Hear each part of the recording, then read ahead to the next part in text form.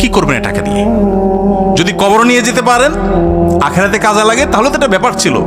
তা তো পারবেন না। আপনি বলবেন না পারলে কি হয়েছে, ছেলে মেয়ে খাবে, ছেলে মেয়ে ভোগ করবে নিশ্চিত। বহু মানুষ সম্পদ রেখে চলে গেছে, তার ছেলেমেয়েরা ভোগ করতে পারে নাই, হাতে বুতে অন্য মানুষ খেয়ে ফেলছে, আছে না নাই? সবচেয়ে বড় হতভাগাকে জানেন?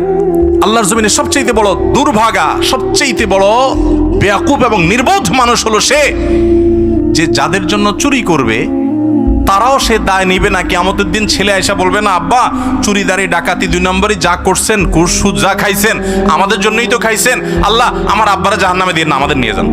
বলবে না ভাই, কোরআন বলেছে ইয়াউমা ইয়াফিরুল মারউ মিন আখিহি ওয়া উম্মিহি ওয়া আবিহি ওয়া সাহিবাতিহি ওয়া বানি। সন্তান বাপকে দেখে মাকে দেখে পালাবে, যে না জানি আজকে কোনো কিছুর জন্য ধরে। সবাই ইয়ানফসি করবে।